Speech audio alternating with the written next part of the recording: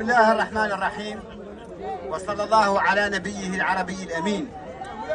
مناضلو ومناضلات حزب الإنصاف، الليلة انضم لكم شخص وليس كالأشخاص.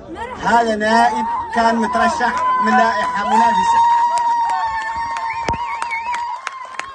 هذا الشخص بعد تدقيق وتأني وتعقل وتفكير عميق وليالي وايام قرر انه يقعد بين صفوفكم.